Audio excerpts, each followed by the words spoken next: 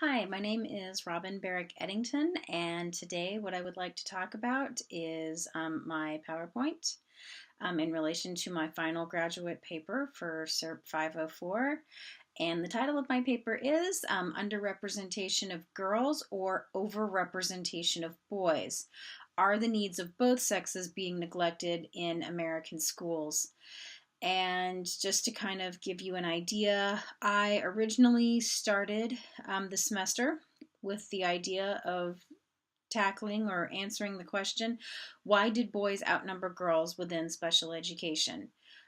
As a former student who received special education services myself as a child, and again as an educator working in general education, I've definitely noticed that special education, there is a most definite trend of far more boys than there are girls. And it asks the question, are boys just simply more likely to need help than girls? Or are girls kind of somehow being ignored?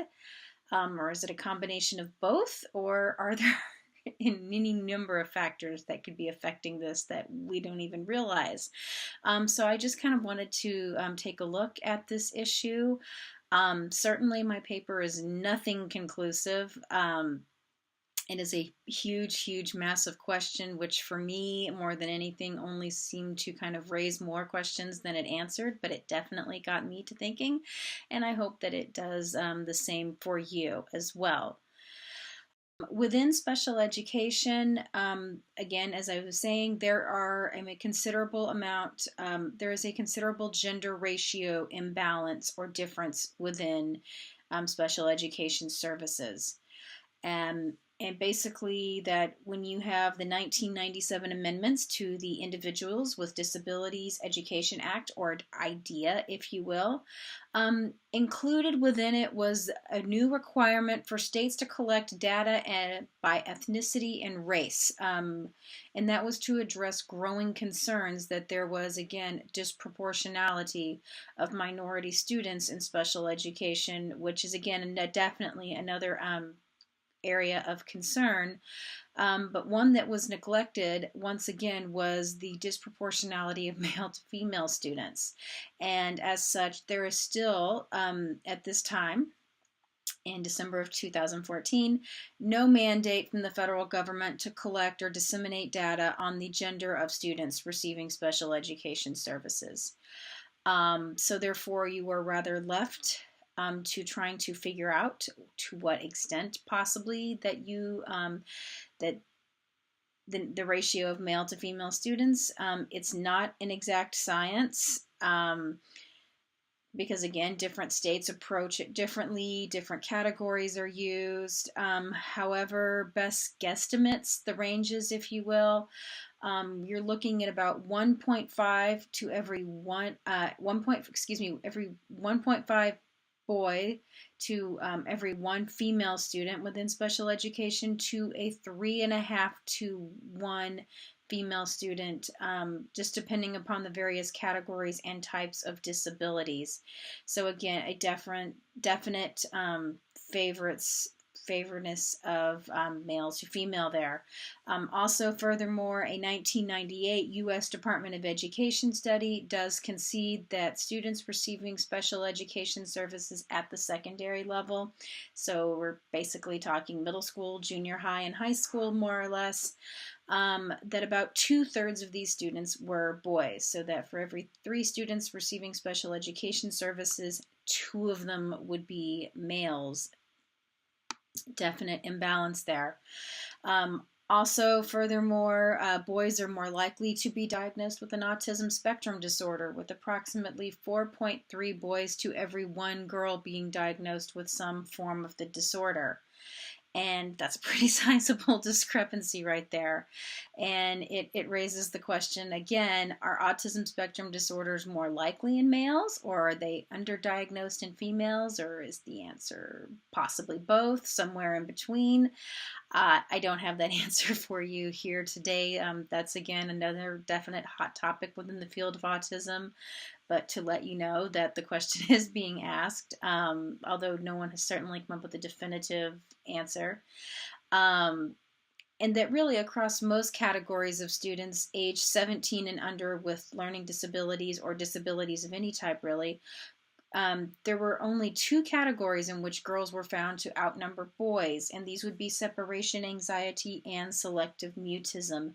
In every other category of disability, once again, more males than there were females being represented in those numbers. Why? Why is that? Well, not such an easily answered question. So if you assume that boys and girls each make up roughly about half each of the school age population, why are their numbers in special education or gifted and talented numbers similar? Again, so if you have half, your school population conceivably is half boy and half girl, shouldn't your SPED services resemble that ratio, or even your gifted and talented, your students who receive gifted and talented services, shouldn't that again represent the roughly half and half ratio? Why doesn't it? Why are there more boys than there are girls in both of those? And so that even despite the 1972 Title IX Act that really makes gender discrimination illegal in educational settings, and you're probably most familiar with Title IX or have heard Title IX be referred to in terms of athletic funding for athletic programs at schools and universities in the United States. However, it does extend to all educational services, not just sports. These disparities seem to indicate that such discrimination still exists, even if it is unintentional and unrecognized, kind of a hidden sexism, if you will. So why? Why is there such a discrepancy? Is there a biological explanation? Is there a physical explanation? Is it environmental? Are there sociological reasons? Or could it really just be a combination of all of these things? Is it possible that there's no one single answer? Again, unfortunately, I don't have a simple answer for you, as it turns out. In terms of, is it biological? Well, there is actually some very good evidence, if you will. Some research has been done that does favor a biological explanation for a discrepancy between boys and girls. And this would include data that male infants are typically more likely to face higher rates of fetal mortality, postnatal mortality, complications during pregnancy and childbirth, as well as congenital malformations. Again, and that really has nothing to do with education, if you will, that even from pregnancy and birth, if you will, there already seems to exist a discrepancy between males and females in that regard. Is it physical or environmental? Well, recent research has been done into how boys and girls, or males and females, are different from one another. And researchers have recently started to find preliminary information that the retina, as well as the cochlea and automatic nervous response systems, again, all are different between male and females. So again, it's not just sex-based differences, that again, the differences between the two genders go further. Other studies have also been undertaken that show male students prefer an ambient temperature of around 69 degrees Fahrenheit, while girls are typically happier at about 75 degrees. So again, a physiological difference between the two sexes would support my anecdotal observation that usually, typically, it's the girls complaining of being cold, whereas the boys are more likely to complain of being hot. Again, that is a generalization and not certainly true across the board, but it speaks to maybe, again, males and females learning differently from one another, and perhaps we need to be doing more to respect those differences between the two. But again, I would like to stress that this is a generalization, and I want to be really cautious and careful to say that this is not at all to say that boys and girls aren't capable of learning the same material. That's the exact opposite of what I want to say.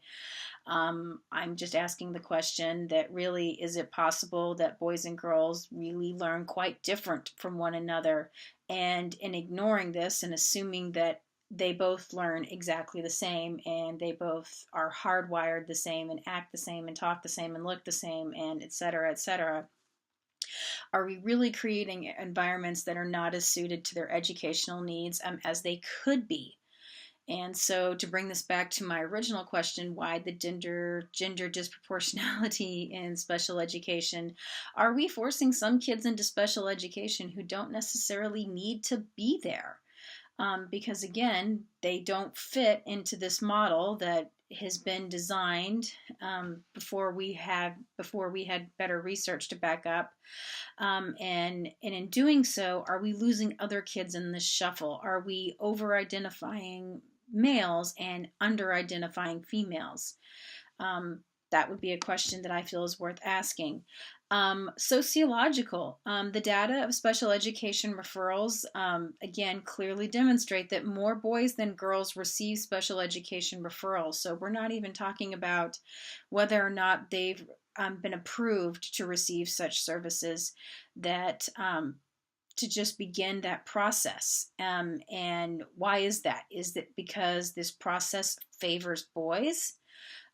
Or is it because of the biological differences between the two genders? Or is it because of social and behavioral differences between the two genders? Or again, is it because it's all of these things? Again, a question that I would like to ask. And this is a quote from one of my readings that I found particularly good and noteworthy. Boys are praised for taking risks and for their intellectual endeavors, while girls are praised for behaving properly and remaining submissive to authority. Disabled girls face a double oppression in this regard. Socialized to please, they rarely speak up if their needs are not being met. If success in the classroom for girls is defined as being good, girls with possible disabilities do not want to take the risk and expose their weakness or their need for special attention. Thus, they are not identified and do not receive the appropriate services. So this is kind of hearkening back to the sociological behavioral response. Is this a socialization issue? Again, another question worth asking. And again, looking at the discrepancies between just referrals to special education, usually, again, looking at the reasons for referral for students to special education, again, there are far more boys than there are girls. For boys, disruptive behavior is often one of the biggest, if not the reason for a special ed referral, if you will. And because, again, the amenable behavior typical of many girls, and again, typical is the word I want to use here, certainly not all, does this mean that their low academic performance is often overlooked because they're a good girl, if you will? And they're not really drawing attention to themselves and therefore easily lost in the shuffle. Jones and Myhill, which is one of the articles that I cite in my paper, undertook a survey where they interviewed teachers, wanting to ask teachers about the various expectations and their observations between boys and girls. And the teachers, for the most part, unequivocally stated that boys and girls should get the same results in school. However, once the two authors did some further probing upon the definition of success, it tended to highlight that some of these very same teachers had very different definitions of what success was for a boy versus what it was for a girl, and that they often tended to be quite subject specific. So here, for example, you have some positive attributes for girls in regards to achievement. And I won't read all of these out loud for you. You can look at them, and then you can certainly go back and look at them on the PowerPoint. But as you can see here, again, we're looking at girls tending to be well-behaved girls, good girls, if you will, doing as they are told and being pleasing. Whereas again, we look at positive attributes for boys in terms of achievement. Again, a generalization you can kind of start to draw here is that the boys are a little more active than girls are. And these are teachers saying what they believe positive attributes are for girls versus what they are for boys. And again, there's a few similarities in there, but if you were to make a generalization, you will see that usually a more active presence is viewed as a good thing on a boy, as opposed to a girl, where a more people-pleasing, demure behavior is preferred. So looking at positive behavioral attributes for girls, again, it's kind of the same thing. Basically, a generalization here roughly is that girls are far more social, and they're better about just getting things done. Persevering, if you will. They're more efficient, they're more sensible, they get in there and they get it done. As opposed to boys, who tend to be a little bit more, again, active, if you will. Again, I won't read these to you, but again, you can make a generalization once again that they're a little more insistent and more participatory in their classes than their female counterparts are. Negative attributes for girls, again, as we look here, only just a few in terms of achievement. Again, for not being as aggressive or out there as boys are, tends to be a general theme that you can draw here. And looking at negative attributes for boys in terms of achievement, again, pretty much the exact opposite of what the positive attributes were for girls, almost, if you wanted to go back and compare the two. Negative attributes for girls, again, as we could see, behavioral, a lot of it tending to be more submissive, than less risk-taking than boys, less purposeful than boys. And then, as again we can see here, negative attributes for boys, by far the longest slide, if you will, with the most traits listed. Disruptive would probably be the phrase to go with here. And again, time's getting a little bit long, so I won't read them all here for you. And I just wanted to note that I took all of those comments about achievement and behavior were taken from the Jones and Myhill article. And basically, it's kind of worth noting that the subjects girls were complimented in were language or social skills for the most part. And for girls, the list of positive attributes for behavior were much longer than the counterpart list was for the boys. And for the boys, the list of negative attributes for behavior was considerably longer than that of the girls. And so basically, well, I wanted to mention that, yes, some of those comments were indeed a bit contradictory of one another. A clear pattern does tend to emerge in how teachers do view their male and female students are quite different indeed, and it often does, once again, follow along the gender stereotypes. Excuse me. However, this list does demonstrate that boys' negative behavior is viewed more negatively than the negative behavior of girls. And again, I won't read that to you, but you have the PowerPoint and you can more than go back and take a look at those.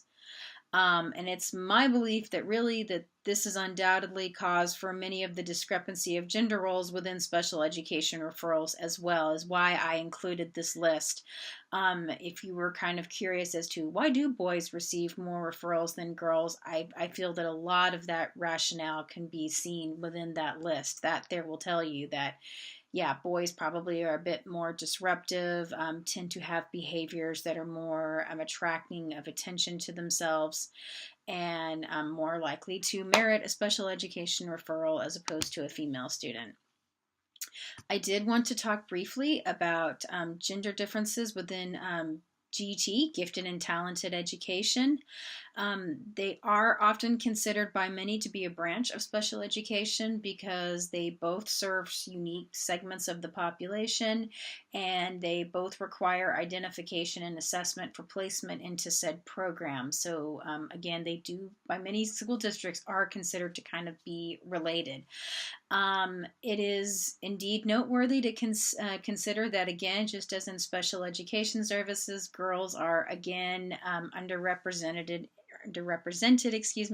in gifted and talented services as well. And a study was conducted to see if gender had an effect on the placement of girls in gifted and talented programs. So the authors of this study, Harrison and Garrison Wade and Leach, undertook a study, and they wanted to know that does gender matter in GT placement, and the answer was that yes, it did. Results did indeed indicate that teacher decisions for referral for gifted programs were significantly influenced by the student's gender. Basically, to kind of briefly explain their study, their project, if you will, gave one of two versions of a profile to various educators who were asked to judge if the student would be an acceptable candidate for consideration into a gifted program. And the profiles were identical. The only difference in the two profiles is that basically, one was labeled as being a female student named Doreen, and the other was labeled as belonging to a male student named Darren, and that other than that, the profiles were identical. So despite the identicality of these two profiles, other than the student's gender and name, the female student was recommended for gifted education only 54% of the time, as opposed to the male student who was favored in 77% of the responses. And again, with gender really being the only recognizable difference, that's a fairly remarkable event, in my opinion. And it's probably worth noting that the profiles were only given to 28 teachers, only in the states of Colorado and Florida, and therefore hardly representative of the U.S. educational system as a whole. But it's my opinion that I think it's indeed symbolic of a larger problem, and it's my opinion as well that I think similar results would occur if the survey were to be replicated for other local communities and states throughout the United States. I don't think that this is something that is special and unique to Colorado and Florida educators. I believe that, again, the results would probably replicate themselves, and I would actually really like to see that study done. If some research has shown that males and females are held to different criteria in the referral to special education and gifted programs, there is also data that supports at bare minimum that our educational structure setup may be in need of revision. So again, particularly given that there's growing data coming from the medical research that supports that males and females learn quite differently from one another, some rethought is, I think, necessary. And one such suggestion, and again, this would be a suggestion, something that I'm interested in seeing being addressed and looked at further, is that many communities across the country are choosing to explore single gender classrooms as a way to address the gender inequalities that are present within the U.S. education system. And while the topic itself is not specifically related to special or gifted education, some scholars have indeed asked if such an arrangement can address the gender balance issue in special education as well as GT education. Is that a question worth looking into and asking further about? And I think that it is. I would agree. I would like to see that question be looked at a little further, some more research. So there might be a call for research that I would like to see. There are plenty of countries around the world that do gender education, as well as communities around the U.S. I would indeed like to see if within those sorts of settings, if special education numbers, those ratios look a little bit different in those communities. If there are fewer boys, more girls, etc. I was not able to locate anything asking that question, but that would be one of my questions that I would like to see answered. And it's an intriguing idea to me. Again, I'm not solely swearing upon we should start separating by gender or segregating by gender, but if the two sexes do indeed learn differently from one another, and that is one of the ways in which to address many of students' needs, it's something that I believe may be worth looking at. Again, it's an idea. Not ready to call for it just yet. The state of South Carolina does indeed have 200 schools that offer single gender classrooms, and the state sent surveys to the parents of these students that included questions that related back to topics often cited within special education placements, namely classroom behaviors and academic performance. Okay, and again, I won't read this entire chart to you. You can go back and look at it.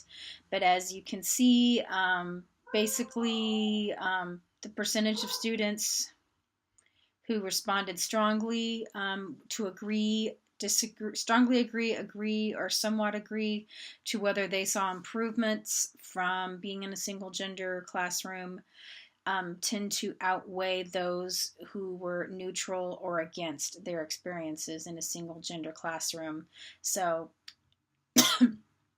don't know that I'm ready to see every school switch over to this just yet. But again, I would like to see more research and data done on this. This is kind of an interesting thing to me.